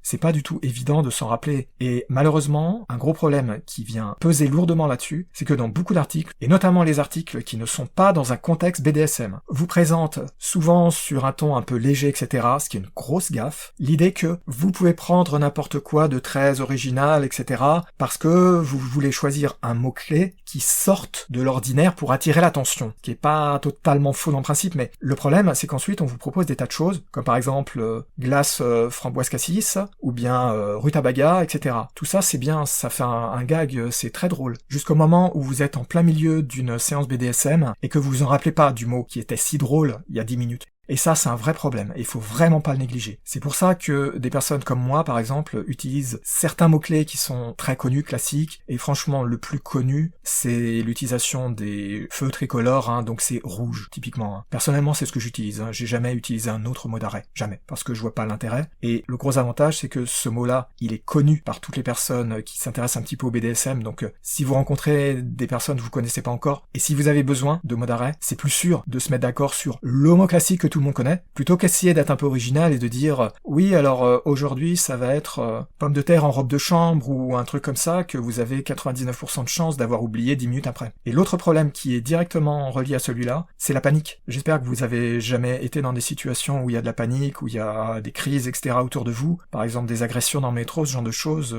j'ai été témoin de pas mal de choses comme ça. J'ai bien vu les personnes elles perdent totalement leur sang-froid, leur bon sens, etc. Et lors d'une crise de panique, y compris quand c'est quelque chose de physique, quand on se sent mal physiquement, c'est pas à ce moment-là qu'il faut avoir un mot d'arrêt dont il faut se souvenir, et encore moins un mot d'arrêt un peu bizarre, un peu biscornu, qui était très drôle il y a 5 minutes, et maintenant je me rappelle pas du mot d'arrêt au secours. Bien entendu, vous aurez compris que une personne normale, qui a un tout petit peu de bon sens, et qui est en position de domination, devrait se rendre compte que non, le mot d'arrêt, c'est pas quelque chose qui est absolu. Seulement, là, c'est un autre problème, c'est l'idée que le mot d'arrêt, c'est indispensable, que c'est magique. Et du coup, vous avez un risque. Vous avez un risque que beaucoup de personnes aient du mal à aller au-delà. Vous voyez ce que je veux dire? Le mot d'arrêt, il vous est vraiment vendu comme étant la solution magique qui résout tous les problèmes. Du coup, c'est assez tentant, surtout pour des personnes qui manque un peu de maturité, etc., d'avoir une focalisation uniquement sur le mot d'arrêt, et d'hésiter à réagir quand on ne l'utilise pas, voire de ne pas réagir du tout, mais là, bon, c'est des personnes qui ont des problèmes de comportement quand ça en arrive là. C'est particulièrement critique si quelqu'un a une crise de panique, mais là, quand même, c'est tellement grave que la personne s'en apercevra probablement. Par contre, si on est dans une autre situation, si on n'est pas dans une crise de panique, etc., et qu'on dit « j'ai oublié le mot d'arrêt », mais que la personne pense que ça fait partie du jeu, je vous laisse imaginer les dégâts. Ce genre de choses, ça devrait pas arriver. Probablement que ça vous choque et vous vous dites « c'est pas possible, il peut pas y avoir des gens qui sont comme ça ». croyez-moi, il y en a. On peut trouver des gens super déraisonnables et fanatiques et tout, c'est hallucinant ce qu'on peut trouver, hein. C'est pas très probable de tomber sur quelqu'un comme ça, mais c'est possible. Donc personnellement, je veux pas qu'on encourage ce genre d'attitude, il y a déjà trop de problèmes. C'est en bonne partie pour ça aussi que j'insistais dans les parties précédentes sur l'idée que faut pas prendre tout ça comme étant quelque chose d'évident, d'absolu, de magique. La personne qui est dominante, elle doit quand même toujours, c'est une responsabilité importante, garder sa raison et ne pas se fier entièrement aux gimmicks, aux trucs, aux mots d'arrêt, aux SSC, à tout ce que vous voulez, à tous ces trucs-là. Faut utiliser avant tout sa tête, son bon sens. Je sais que c'est évident, hein, vous m'excusez si je suis un peu insultant en disant des choses comme ça à la limite, mais franchement, il y a beaucoup de personnes qui oublient un tout petit peu trop leur cerveau quand on passe dans des activités BDSM. Hein. Sinon, je pense que ça vous paraîtra évident, donc vous m'excusez si je le répète, mais il est clair que toutes ces choses-là, que ce soit les mots d'arrêt ou tout ce que vous voulez, ça remplace pas de rester attentif ou attentive aux réactions de la personne qui est en face, à ce qu'elle dit, comment elle bouge, ce qu'elle fait, etc. Si par exemple la personne s'arrête de bouger parce qu'elle s'est évanouie, pour telle ou telle raison, hein, pas forcément pour des raisons BDSM, hein, on peut avoir un malaise, c'est évident que là on doit immédiatement être alarmé et intervenir. Hein. C'est pour ça, vous voyez, que je trouve extrêmement dangereux de vous présenter ça, toutes ces choses-là comme étant magiques. Ce qu'il faut présenter avant tout, c'est ça. C'est le BDSM en général, c'est pas risqué, il n'y a pas vraiment de danger, de problème. Hein. Si vous faites des choses un petit peu intenses, faut quand même garder l'œil ouvert, et si vous faites des choses plus intenses, et plus intenses, et plus intenses, plus ça va, plus il faut garder vraiment l'œil ouvert, plus il faut être capable de réagir vite, si jamais il y a un problème, parce que ça arrive, et plus il faut faire attention, tout simplement, et utiliser sa tête. C'est pas difficile, tout le monde en est capable. Mais alors, pourquoi est-ce que on vous présente pas ça avant tout ? Il y a quand même pas mal d'articles qui parlent de ce que je viens de dire explicitement, qui insistent sur ce point, ce qui est bien, mais trop souvent il n'y a pas assez l'accent qui est mis dessus, et ça ne devrait pas être dépassé par la présentation des propriétés pseudo-magiques du mot d'arrêt ou d'autres termes divers dont j'ai déjà parlé tout à l'heure. Le mot d'arrêt, il n'est pas là pour remplacer la communication, c'est ça que je veux dire. Je sais qu'on le dit assez souvent, mais c'est quelque chose qui est important, et malheureusement, on vous le vend un tout petit peu trop souvent dans cet angle-là, que ça va magiquement résoudre le problème de communication. Je l'avais dit tout à l'heure, alors que c'est totalement faux, évidemment. Parmi les autres risques qui existent, vous avez un autre qui est tout bête, mais qui peut arriver, c'est tout simplement de ne pas avoir respecté le mot d'arrêt parce que on l'a pas entendu, qu'on s'est pas rendu compte qu'il a été prononcé. C'est pas impossible que ça arrive, ça a une probabilité assez faible parce que évidemment la personne qui est soumise, si elle se rend compte qu'il y a un problème, va tout de suite le redire ou bien dire non mais je viens de le dire le mot d'arrêt, etc. Ce sera peut-être plus fort encore avec un signe d'arrêt. Par exemple, on tient un objet à la main, on le presse pour faire un bruit, ça peut être un os en plastique qui fait, vous savez, un pouet, quelque chose comme ça, ou quelque chose qu'on laisse tomber par terre, c'est pas totalement impossible de ne pas se rendre compte. Mais bon, dans un cas normal, ça devrait vite être résolu par la personne soumise qui répète, probablement encore beaucoup plus fort, non mais j'ai déjà prononcé le mot d'arrêt. Hein. Par contre, quelque chose de beaucoup plus important et grave, et ça c'est un vrai problème, c'est de ne pas être capable de prononcer le mot d'arrêt. Évidemment, là je veux pas dire quand on a un bâillon. Quand on a un bâillon, on peut pas parler, ou pas aisément, donc on va recourir à un signe d'arrêt, ça va être par exemple, ce que je viens de dire à l'instant, avoir quelque chose en main qui fait un bruit, un jouet pour enfants par exemple, qui fait du bruit, ou quelque chose qu'on laisse tomber, qui fait du bruit, des clés typiquement. Personnellement, je trouve que c'est pas idéal, mais ce sont des moyens qui sont utilisés. Là, ce que je voulais dire, c'était pas ça. Ce que je voulais dire, c'est imaginer quelqu'un, par exemple, qui n'est plus capable trop de parler, notamment parce qu'elle est dans ce qu'on appelle le subspace. Le subspace, en résumé, c'est quand on a des hormones qui sont dans le corps, et que on plane. Vous voyez, c'est comme si on avait pris de la drogue, parce que c'est de la drogue, sauf qu'elle est générée par le corps, et non pas injectée ou absorbée de l'extérieur. Quand il y a quelqu'un qui est dans cette situation-là, qui est en subspace, en général, elle se rend plus trop compte de ce qu'elle fait, elle peut plus trop communiquer, et le grand danger c'est qu'elle peut ne plus du tout se rendre compte que ses limites sont totalement dépassées, et que par exemple si on fait du fouet, que là en fait on a franchi les bornes largement et qu'il fallait arrêter en fait. Et quand on est une personne dominante, c'est pas forcément aisé de se rendre compte de ça. Franchement là c'est un vrai problème qui n'a d'ailleurs rien à voir avec les mots d'arrêt en soi, mais vous voyez, si vous vous fiez aux mots d'arrêt, que vous croyez que la personne en face va le prononcer, et que vous vous rendez pas compte, parce que c'est pas toujours évident que la personne elle est comme ça dans cet état-là, eh bien vous allez continuer en vous disant naïvement ok, il, elle ne dit rien, je continue. C'est pour ça que souvent on insiste aussi sur le fait que les mots d'arrêt, c'est pas magique, et il faut régulièrement demander quand même est-ce que ça va, ou au moins aller toucher un peu du doigt la personne pour vérifier qu'elle est réactive, qu'elle est encore là, qu'elle est encore à l'écoute, et non pas par exemple dans un état de subspace, ou qu'elle s'est pas évanouie comme j'ai dit tout à l'heure, parce qu'elle a eu un malaise, ce qui peut arriver. Et un dernier grand problème qui est très connu et très problématique, c'est que beaucoup de personnes n'osent pas utiliser le mot d'arrêt. Alors il y a des très mauvaises raisons pour ça. Il y a l'idée par exemple que c'est une sorte de déshonneur, ou bien s'avouer battu parce qu'on n'a pas été capable de résister à quelque chose. Vous voyez, ce genre de très mauvaises raisons. Il y a aussi une peur de jugement, une peur de décevoir la personne en face. Alors ça, c'est un très gros problème. C'est un des pires problèmes du BDSM, ça. C'est sournois. L'idée que la personne soumise veuille à tout prix plaire entre guillemets à la personne dominante et par erreur, bien sûr, parce que c'est un malentendu en fait, ne communique pas et se force à faire des choses alors que si elle avait communiqué, la personne dominante aurait dit ouais, on arrête, y a pas de problème.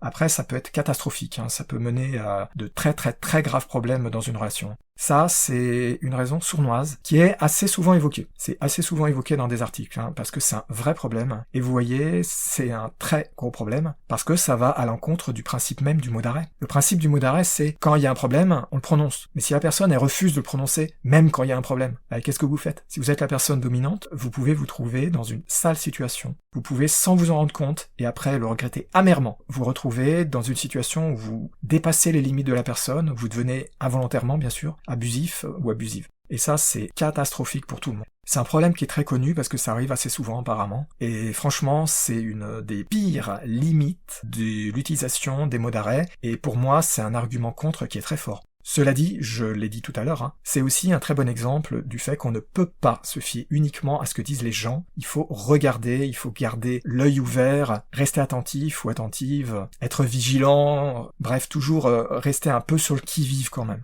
Bien sûr, comme toujours, je relativise, ça dépend ce qu'on fait. Si vous faites un bandeau ou une petite fessée, tout ça, ça passe à la trappe, y a pas de souci. Mais si vous faites des choses un peu intenses, comme moi par exemple j'en fais, faut faire attention. Parce qu'on peut quand même pas traiter à la légère des choses du genre mettre 100 coups de fouet à une personne, même si bien entendu, vous imaginez bien, ce genre de choses, je les fais pas avec n'importe qui, bien sûr. Mais ce sont des choses où on sait qu'il y a plus de risques qu'une petite fessée, donc faut faire plus attention, c'est tout. C'est aussi simple que ça, y a rien de secret là-dedans. Et le dernier risque, mais je l'ai déjà précédemment évoqué, donc je vais être rapide, c'est vraiment cette idée que utiliser les mots d'arrêt, ça vous met en sécurité, il n'y a pas de risque, ça vous donne un faux sentiment de sécurité. Je l'avais déjà évoqué sous d'autres angles précédemment, mais c'est un point vital, donc je le répète une dernière fois rapidement. Si vous êtes une personne soumise qui cherche un ou une partenaire, et que vous vous fiez donc à cette idée que la personne en face vous dit oui, j'utilise les mots d'arrêt, pas de problème, qu'elle les utilise ou pas, qu'elle ait des mauvaises intentions ou pas, ça vous protège pas contre un problème, un accident, et ça vous protège vraiment pas, mais ça je l'avais dit tout à l'heure, contre une personne ayant de mauvaises intentions. Ce faux sentiment de sécurité, pour moi, c'est un des pires risques de ces mots d'arrêt. C'est une des raisons pour lesquelles je suis très fortement opposé à leur utilisation, à leur présentation comme étant indispensable, etc. Surtout aux personnes qui débutent, qui n'ont donc pas le recul et qui se rendent pas forcément compte de tout. Je la place en dernier volontairement, pour bien que ça reste dans votre mémoire si jamais vous êtes une personne qui débute et que, surtout, vous avez des envies de soumission. Je l'ai déjà dit plein de fois, mais je voulais vraiment le marteler une dernière fois. Surtout, méfiez-vous, ça ne vous sauvera pas, ça ne vous aidera pas. Ne gardez pas ce faux sentiment de sécurité, ça pourrait être vraiment sérieux dans les pires cas.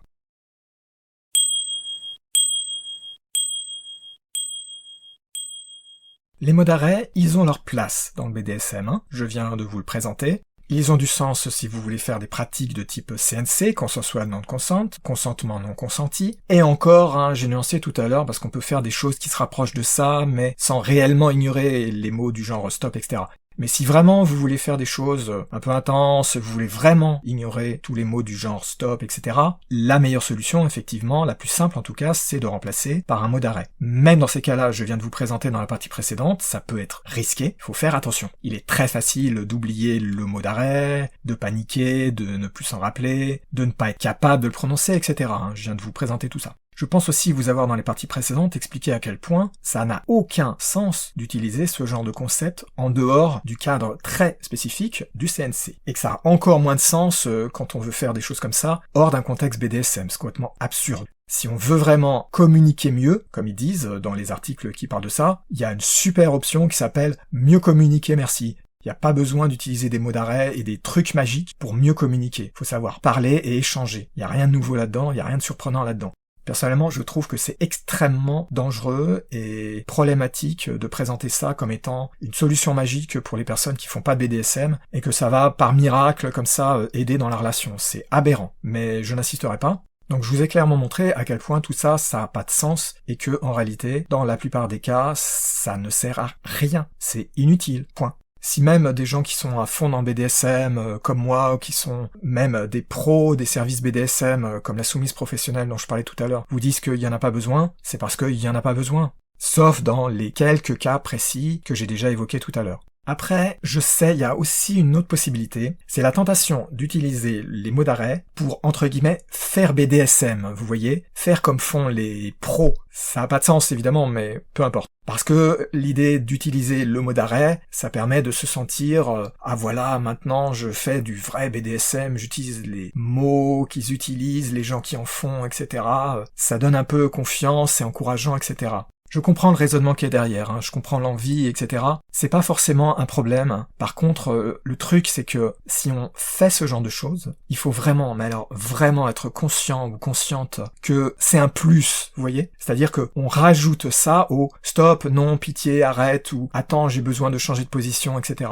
Si on le fait comme ça, ok, il n'y a pas de problème, évidemment. C'est évident, je pense, j'ai pas besoin de détailler. Cela dit, j'ai mis un tout petit bémol, faut quand même se méfier parce qu'il y a tellement cette insistance pour vous présenter, comme je vous ai expliqué dans les parties précédentes, le mot d'arrêt comme étant un substitut magique, ça me laisse toujours un petit peu dubitatif, j'ai toujours un tout petit peu peur que, dans l'enthousiasme surtout du démarrage, vous voyez, parce que ça évidemment c'est pour les personnes qui démarrent, dans l'enthousiasme du démarrage, on pourrait un petit peu trop se fier à ça et tomber dans les problèmes que j'ai décrits. Mais je pense que c'est pas forcément très grave, à condition d'être bien clair, de bien dire on ajoute les mots d'arrêt pour faire BDSM, ça veut pas dire qu'on fait du CNC, ça veut pas dire qu'on renonce aux autres mots-clés, du genre stop, etc. Donc là, ouais, ok, dans ce cas-là, allez-y, lâchez-vous, mais franchement, c'est pas vraiment vital, vous l'aurez compris. Et puis vous pouvez vous dire qu'il y a plein de pros, entre guillemets, d'experts et d'expertes qui s'en servent pas, en fait, Donc finalement, est-ce que c'est vraiment quelque chose qui fait BDSM ? Oui et non. C'est pas si fort que ça, c'est ça que je voulais dire. J'espère vous avoir suffisamment présenté tout ça pour que ce soit totalement clair, je pense qu'il doit plus rester de doute dans votre esprit. Vous m'excusez si j'ai dit des choses absolument évidentes, je sais que des fois je dis des choses tellement évidentes que c'est un peu insultant, vous m'en excusez, mais je préfère présenter tous les aspects, même des choses qui paraissent triviales. Parce que malheureusement, l'expérience montre que parfois les gens ils comprennent pas des choses qui pour moi sont triviales, en grande partie parce que il y a cette idée de l'aura du BDSM, on va absolument trouver des choses bizarres, un peu étranges dans le BDSM, et on en oublie son esprit critique, et ça c'est mauvais. Donc je préfère être très clair, je préfère, quitte à dire des choses vraiment basique, être très complet, présenter tous les arguments, même si je sais bien que la plupart de ces arguments, pour la plupart des personnes qui vont m'écouter, vous paraîtront totalement évidents à la limite du trivial. Mais je préfère être complet, Donc vous comprenez et vous m'excusez quand je dis des choses comme ça vraiment qui sont tellement basiques que c'est un petit peu insultant sur les bords. Moi je trouve que c'est à la limite gênant de les dire, mais je préfère être totalement clair. Ça n'a pas de prix.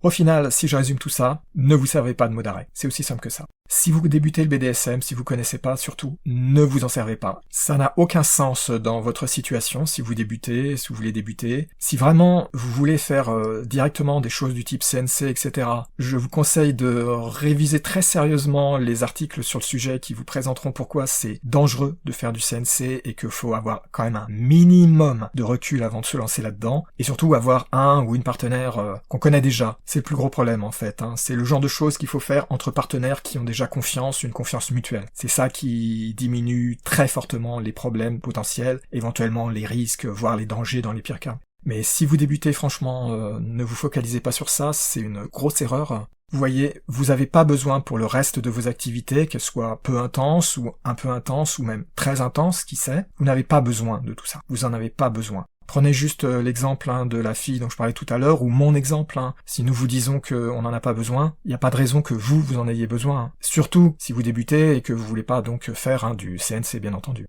Voilà, ma conclusion c'est ça, tout simplement. Si vous débutez, si vous voulez vous lancer, vous pouvez lire sur les mots d'arrêt, vous pouvez délirer dessus, autant que vous voulez, c'est pas grave, mais ne vous en servez pas. Et si vous rencontrez quelqu'un qui vous propose de s'en servir, faites très attention à discuter en détail avec la personne de qu'est-ce qu'elle comprend par là et de bien mettre les points sur les i pour dire on peut l'ajouter pour faire BDSM, si tu veux, mais les mots d'arrêt en soi n'ont pas de sens dans une situation où on débute.